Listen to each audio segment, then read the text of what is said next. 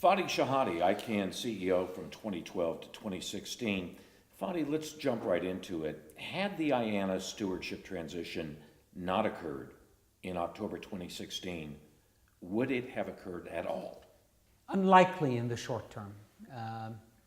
I think that the assessment we had made before I left was that either administration, whether it would have been a Republican administration or a Clinton administration, would have had difficulty carrying through with the political weight that was necessary to get us through the transition. The transition occurred when it did because it was a moment. It was a moment in time where so many things came together to actually make that possible.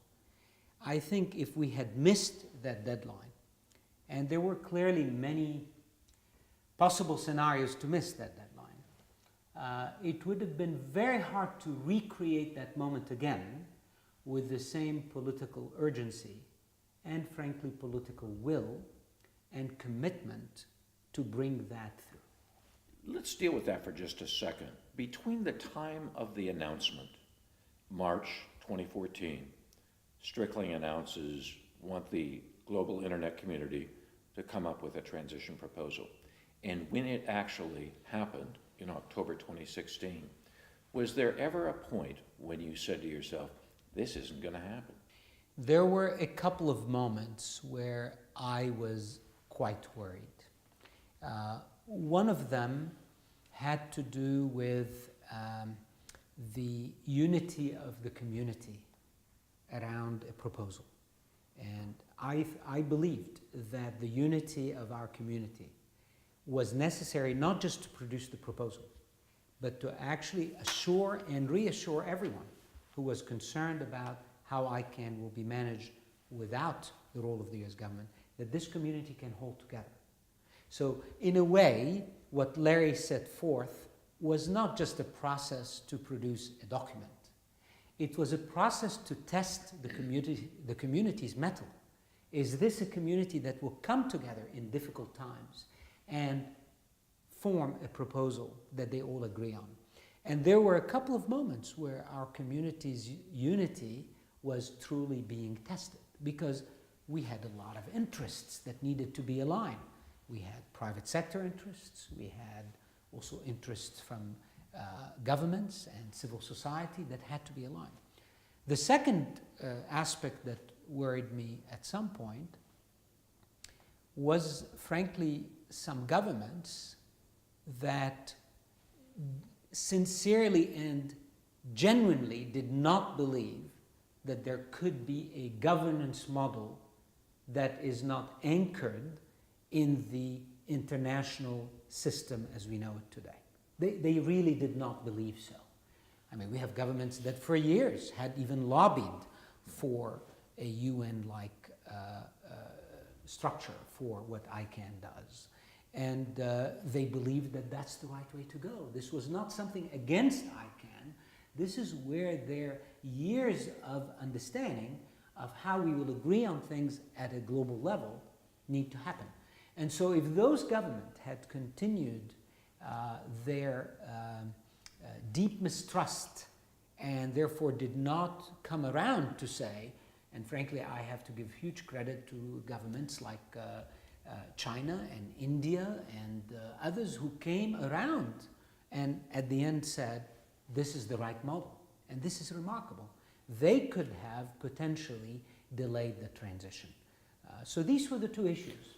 But what was the greater challenge here? Because in my mind, the story of the transition is really two stories. It was one, the community coming up with a proposal. The second was getting acceptance, both within Washington and globally, of the proposal. Which was the greater challenge for you? I had thought that the international community's support of this proposal would be the harder path.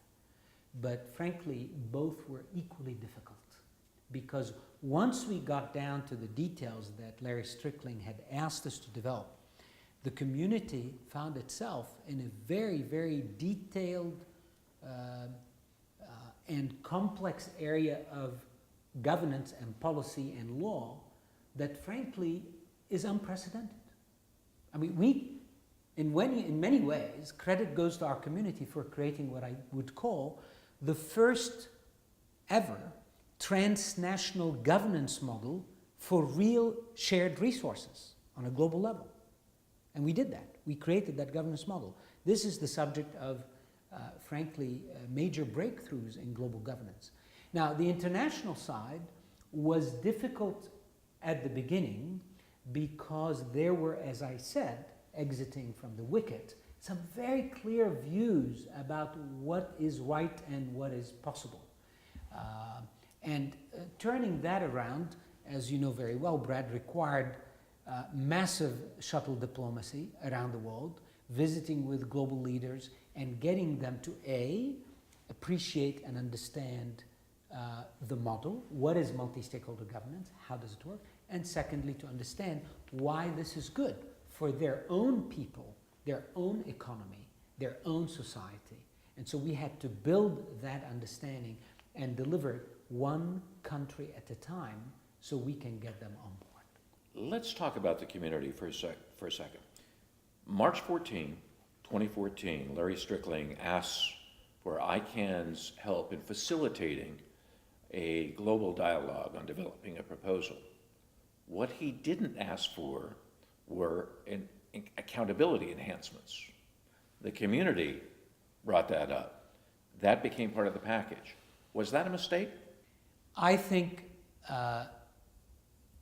Larry reacted as he should have to the community's own concerns and some government's concerns that the multi-stakeholder model doesn't have enough belts and suspenders to ensure the accountability of the actors within it. And that stems from two areas, as Larry would agree. The first was that, again, there was lack of understanding of our processes. And frankly, our processes are not, let's say, legal documented processes. They're processes that grew with the Icann community and with the internet community, and therefore there was a lot of art in these processes. But that was not sufficient for many people who had not understood how these processes work, and they were concerned that these processes would be rigged or influenced or unclear, and the insiders would be able to prevail. And so that was one driver, lack of understanding. The other driver was frankly some of the requirements coming to us from the US government, even beyond Larry Strickling and NTIA, from Congress, from various committees, that were telling us, look, we understand why it is important for the US to finally fulfill its commitment to let Icann be independent. However, what we do want to make sure is that we have built all the accountability measures that would assure us, before we let go, that this governance structure you're proposing is actually stable and resilient. Now, to finish answering your question, was it a mistake? I think we could have done, all of us, not just Larry, a better job in how we paired the two. The way we paired them put us in a sometimes difficult situation. What does that mean, how we paired them? We made them interdependent to a degree that made put the whole project potentially in danger. Having said that, I agreed, and most of us agreed, with the purpose of the accountability track, but it added a huge new dimension and interdependencies with the technical work and operational work to complete the transition, that we worried at some point that that tight interdependency would delay the transition beyond the point where the moment allowed us. However, we did get through and we finished. When I posed this question to Strickling, he said, well, we included accountability because the community wanted that. But he also expressed surprise. He said, I was on ATRT2. And you could have heard a pin drop. There wasn't a lot of concern or activity. And my initial response was kind of, and I'm quoting him here, okay, we'll do this, but where were you around ATRT2? Was that a community failing in not making that a focal point for improving accountability as opposed to assigning it to the transition? When ATRT2 meetings and activities were taking place, there was no backdrop of a power shift. When you pair that with a power shift, because no matter what we say about the administrative nature of the US role in the IANA functions, having said that, it was clear who is defining that whole power structure. It was the US government. Now, when people realized that the US government indeed is going to cede its shaping of that system, this is called a power shift. And anytime there's a power shift, accountability and the methods by which we check on it become heightened in the minds of a lot of people. So that's why people woke up and said, hey, we need to look at this now. Yes, where were you when we did a lot of ATRT2? Some were, in fairness, many were there, but the whole issue of accountability became central to who is going to check on the new power that this community That has. blip on the radar became brighter, became bigger. Hugely brighter. And again, it shifted. It used to be controlled by a contract that the US government had. Once you shift that to a community, a much broader community, not just NTIA, then suddenly the equation becomes far more complex. And that's why accountability measures had to be part of it. We just, I wouldn't say we were surprised by the community's request for that. What we were taken aback by, and this happened in Istanbul, was just the quick interdependency that was built with the transition, and we feared that this could be used by some interests to delay the whole transition. We had no issue with the need for accountability measures. We just were worried about the process and about potential use of it, misuse of it, to delay the whole transition. Were you surprised after the transition had been announced, the community comes up with a transition proposal? At that point, things seemed to switch over to the political arena. Yes. The legislative branch of the U.S. government, Yes. i.e. the U.S. Congress, becomes involved. Did you accurately predict their interest, and did you accurately predict the opposition in some quarters to the transition? Yes. I gave the proposal to the US government on my last day at Icann, March 12th. And when I left the scene, we had already done internally the assessment to understand that in a political season, in an election year, it would be impossible for this to just go through. Because there was a school of thought that said because they're busy with the election and the campaigns, then no one will pay attention and it will just go through the process.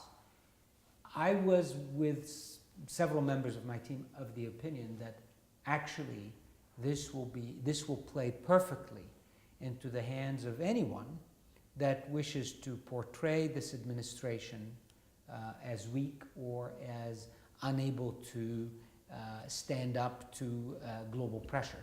When in fact, I can say that today openly, the transition did not occur because of global pressure.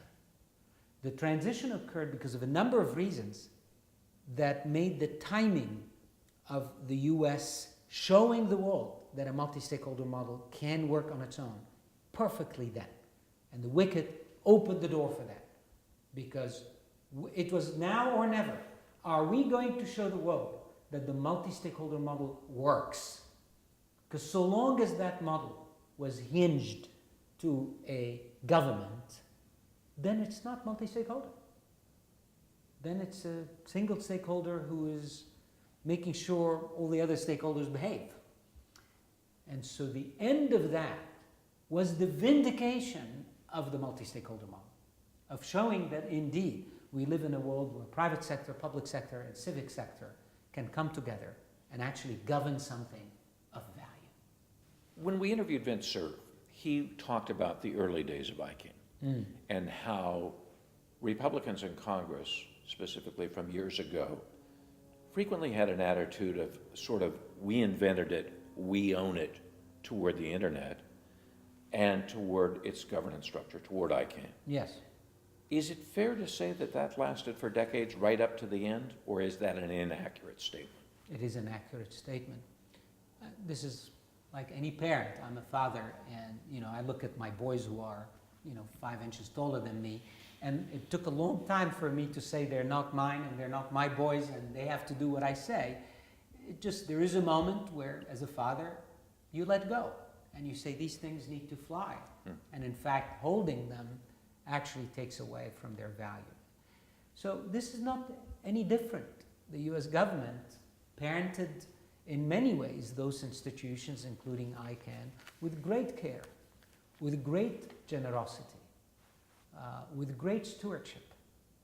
And there was a moment where good people on both sides of the aisle saw that it was time to show the world what we created and that it's able to stand on its own 2 feet. And that's brilliant. That's brilliant. That was a moment. And there were many Republicans who understood that moment. This was not about Democrats, Obama versus... This was a moment where we engaged in deep dialogue with heads of Senate committees and House committees, and we talked about this. And they could have put all kinds of impediments for us to not have arrived to the final point. But the majority saw the value of this moment as an American moment, as a moment that, in my opinion, embodies everything about American values. The generosity with which America gave and continues to give to the world, that was that moment. And they fulfilled it. They fulfilled it. There was a lot of talk around the time, in 2014, around the time Strickling made the announcement. Yes. About Icann's maturation. Icann has now matured to a point where this can happen. When I talked to Vince Cerf, and I said, regardless of all this talk about maturation, could this transition have happened earlier? His answer was yes, and it probably should have. Yeah. Is that your sense? Look, I wasn't there earlier. Vint is far more able to answer this accurately. I do believe that several of my predecessors had broached that topic or that project. But as I learned throughout my career, it's timing. It's a moment. There was a moment in the late 2012 through late 2013 where the world enabled that to happen. There's a number of factors. It started at the Wicket in Dubai, the Wicket being the UN conference where governments of the world gather to set basically some treaties for the future of the space. And at that moment, in Dubai, in December 2012, it became very clear that those who understood and believed the multi-stakeholder model of governance that has private, public, and civic players working together, collaborating, works, were actually a minority. They were a minority.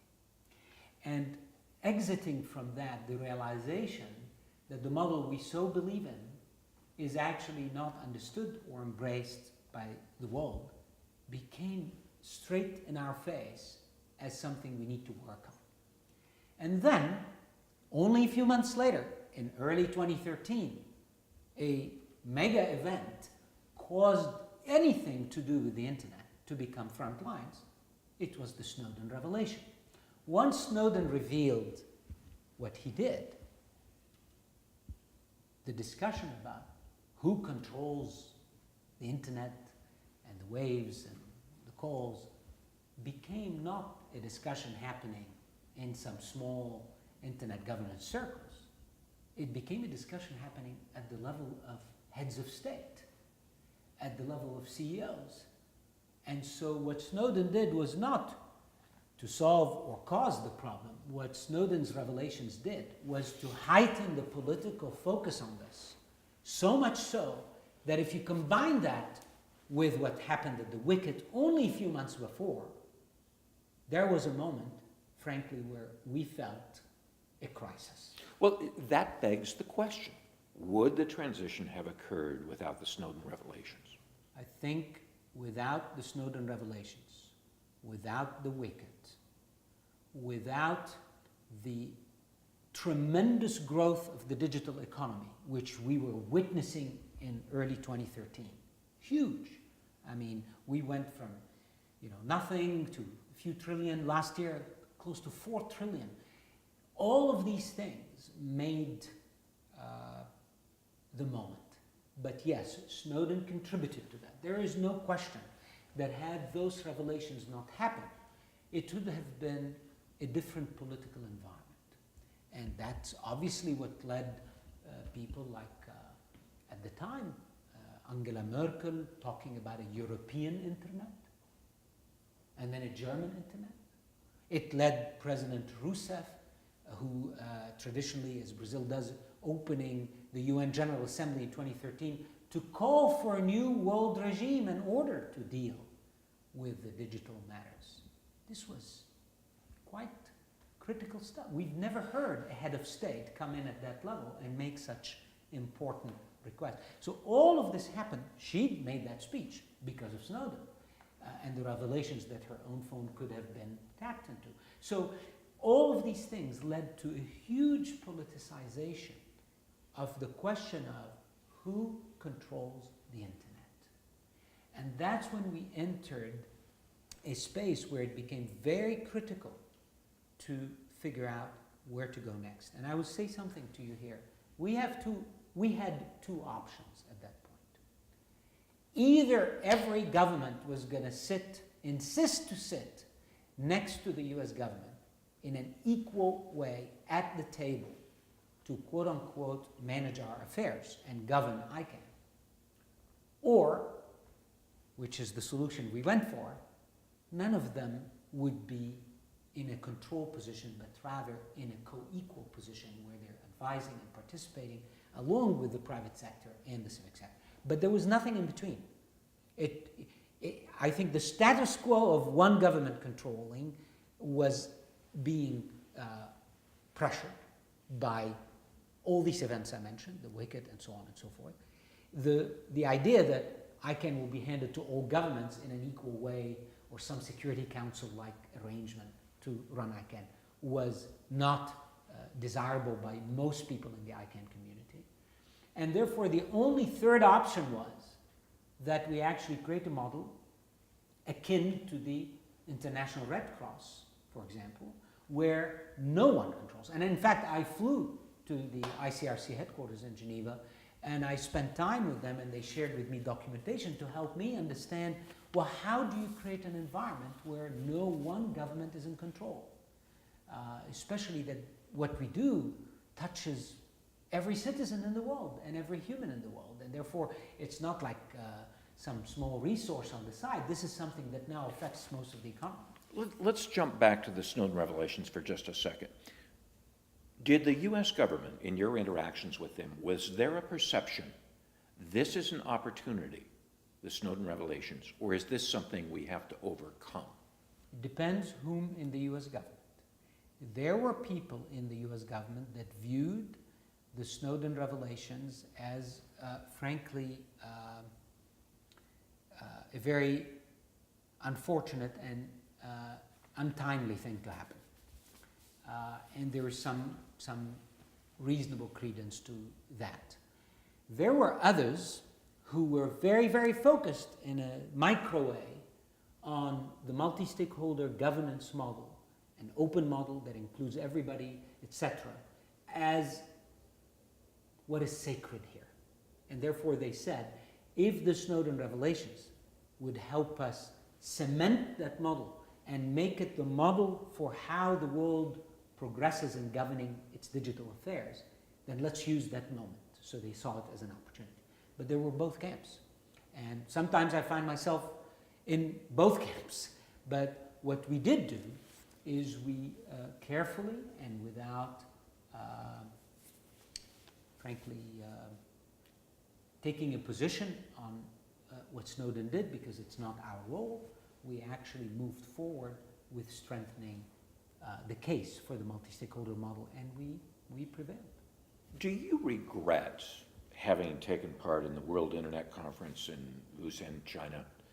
That ended up being a huge furor around your trip there. Yeah. Do you regret that now? No, I don't. And I went back the next year. I think that what I do regret, quite frankly, was that I did not pre-brief, as I should have, my board before accepting the appointment to be Jack Ma's co-chairman on that advisory board. But this was a source of ammunition for many of the opponents of the opposition. You heard it mentioned time and time again on the Hill, Yes, right? Yes. Again, we had, if I wanted to be careful as opposed to do the right thing, I would not have gone in order to make sure the transition kind of finishes. Because in fact, it did stress the transition. It did stress the process. It caused Larry Strickling and others more pressure than any of us needed at that time. So yes, in that regard, it was a risky, but it was very important for me and frankly for Icann to show that there are a lot of internet users in that part of the world, and that as we move forward with our plans to make internet independent, we are not taking sides. We're with a neutral, open, logical infrastructure for the whole internet. And we committed to make sure that China, Latin America, Brazil, Russia, everyone in the world can leverage that same powerful singularity that the Icann unique identifiers provide. That was our mission, because that's the right thing for the internet. So walking away from China may have been a politically cautious thing to do, but walking away from China or any country, however small or big, that makes part of this one world community that Icann believes in, I think would have been cowardice. And that's why I went, even though I knew that there will be some backlash about being in China. Let me ask you this. When you look back at your tenure at Icann, what was the most problematic point in your interactions with the U.S. government, whether it be a committee on the Hill, whether it be NTIA, whether it's the transition or any other issue? What was your most problematic point? In the early stages of the transition, which are not yet well documented, this is even before the announcement on March 14th, 2013. 14. Even before that announcement. There were some very difficult discussions that we needed to have to reach that point. There were tense moments. But I think we managed to get there at the end, and the announcement was made, because it was clear at that time, but there was a very small circle of people having these dialogues, and I was frankly orchestrating that so that we can get to a decision for the US to announce this. And that date was also not the original date. The original date of the announcement was to be in September. And then it was moved to March 17th. And the reason it moved was the Net Mundial meeting in April in Sao Paulo. So we moved that date so that we can go and meet the global community with that transition announced. And March 17th, of course, moved to March 14th because there was a leak that caused one major newspaper to want to publish a story on the 14th. That's why our hand was forced to announce on that Friday, unfortunately late on a Friday. And many people, unfortunately and wrongly went after Larry and myself for making that announcement on Friday, but you know very well, Brad, that was, our hand was forced. We were planning to do it calmly on a Monday and share and have the whole week to The talk league to forced them. the news Yes, conference. exactly. Let me ask you this. In hindsight, and I'm sure you've heard this, many people will go, what was the deal with Net Mundial? It was sort of there, it was a flash, it kind of went away, it's off a lot of people's radar. How would you answer that question? Oh my goodness. Net Mundial was the moment where we turned the corner on the global acceptance of the multi-stakeholder model. Remember, wicket. We left the wicket with people saying, this model, we're not sure. Net Mundial was a moment when everyone from the Secretary General to of key organizations to representation by tens of governments, by businesses, all came together with a presidential presence from President Rousseff at the time to back the multi-stakeholder model. That was the moment where everything we worried about at the wicket was turned around. That's when you got the international acceptance. Yes, and of course, as a result of that, walking out of the Net Mundial meeting, President Rousseff asked to meet me in her private suite. So I went to meet her in the Hyatt in Sao Paulo, and we talked. And we agreed that now we need to bring many other key governments to publicly also make the same level of commitment to Icann being the global authority responsible for the logical layer, logical infrastructure of the internet, to come along. Because President Rousseff told me that alone she cannot hold that torch. We need others to come.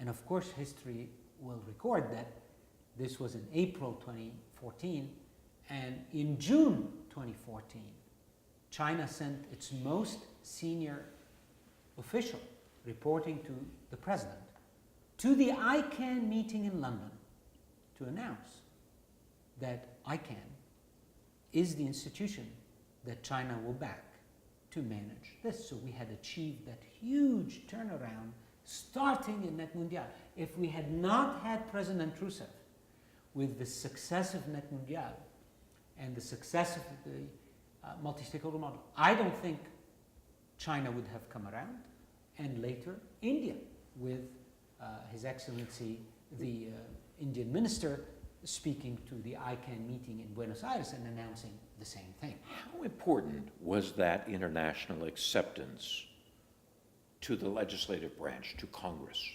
In private, most of our meetings with Senate and House leaders,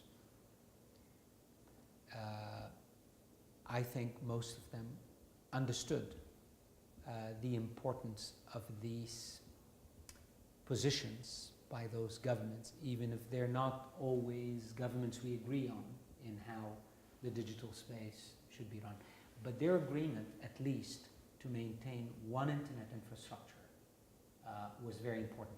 And the way we got help from very, very senior public officials or ex-officials in Republican administrations, the positioning that we used, which was truthful for why this is important, was if we can get all those players, all those governments to work with us on one internet infrastructure at the logical level, that it's very good for business, it's very good for societies. It supports our ideals of liberalism and openness and inclusivity. And these are, if I may say, very Republican ideals as well. And so I think they all saw that this was for the public good, for the global good, and that we should do it together. So I must say, of course, in hearings, as you know very well, Brad, from your experience as well, when you go into hearings, it's a different theater and it's a different dynamic, right? I mean, I'm not saying what happens in hearings is different from what happens in reality, but it's just a different purpose for the hearings. And I thought, frankly, that every hearing I was subjected to and every question in general I was asked was in very good faith. And these experiences, I think, enlightened all of us, enlightened many senators too, about our goodwill, our commitment to American values and an open internet for everyone. That we were not competing with them in who's more American in our approach. Actually, they all came along and gave us much of the green light to move forward because they saw that we are one in our goals. I remember having a conversation with you when the transition was being debated on the Hill. And you had asked me, you said, what do you think is the greatest threat to the transition? And my response to you was, it becomes a presidential election issue. But you never told me your opinion. Was that ever a serious concern of yours? It became a concern after I left on March 12th, not before. I got very worried. I was very, very focused on the moment when we talked about this, you and I, Brad. And you were looking much further down. You were thinking about the election. After I left on March 12th, because up to March 12th, I had one goal: get that proposal in the hands of Mr. Strickland. Because if we hadn't, every day at that point was becoming really, really dangerously shortening our window. And so I focused entirely on that. Once March 12th passed, not only did I give the proposal, but I also decided to resign and leave on that day. I watched, of course, as then the presidential campaign was heating up. And I must say, I did become worried that this would become a political football. And I remembered your comment. I remembered our conversation. And thankfully, it didn't, because of one thing, and only one thing. The hard work our community put to get that proposal in the hands of Strickland is unbelievable. And I hope somewhere in all of this dialogue, people remember the sacrifices that were made by our community. I mean, serious sacrifices. For those who are watching us here and don't know Icann, all of our community are volunteers who put in time to figure that out. Yes, we had a lot of help from legal firms, but a lot of sacrifice was put in. Had all this work become a political football between candidates, it would have been a shame. Not only because the transition wouldn't have happened, but it would have, in my opinion, taken away a unique and golden opportunity, which we got, to actually show everyone that there is a different model in the 21st century to actually manage transnational resources. And that's, I mean, as you know, I'm now working both at Oxford and Harvard in their government schools as a fellow. And what we did at Icann is the subject of what I call innovation and governance, like nothing that's happened in the last 30, 40 years. It's very powerful. And it actually is serving us now to start thinking, how do we govern and build solutions for things like ethical frameworks for artificial intelligence and big data, for things like how do we make IoT devices safe when they're deployed. All of these things which are upon us now, which are not in Icann's remit, we're using the success of our Icann transition and the governance model that emerged to actually guide us. It doesn't mean it's the right one for these issues, but it's guiding us. So thankfully, all of that came together. Final question for you. If you had to summarize, the transition basically forever altered the U.S. government relationship with Icann. Yes. Prior to the transition, how would you summarize historically Icann's relationship with the United States government? The U.S. government's role with us was very much and I don't know if many people would believe that, but was actually very much limited and defined by what was in the contract.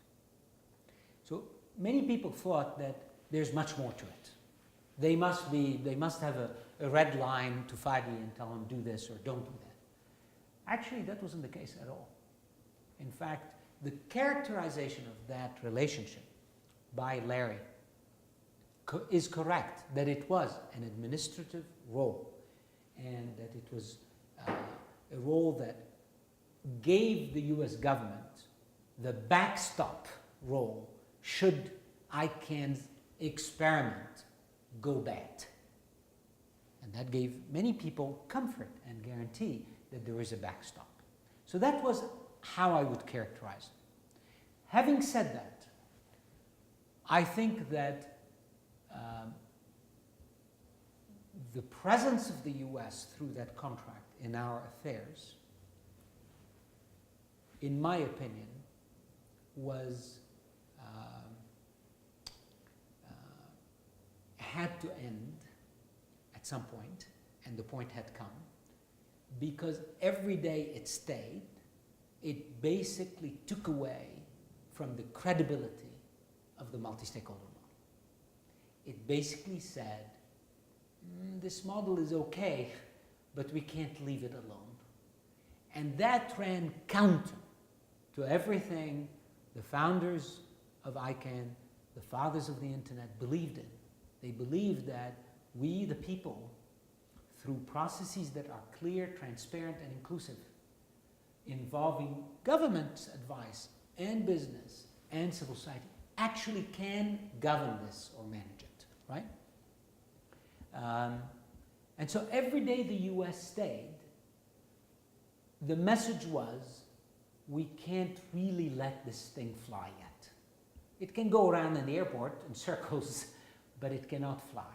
The moment the US decided to let go, and in fact let go, it was the clearest message to the whole world, and now with Brazil and China and everybody agreeing, and India, that this model is ready now to manage a resource that maintains the stability of a layer that has become enmeshed in every aspect of society and the economy in the world. And that's, in my opinion, the absolute sweetest thing about this transition, in that we were able to make this clear to the world. With that, I'll thank you very much, Fadi, for taking the time to talk to us. Thank you. It was my pleasure. Good to see you again, Brad.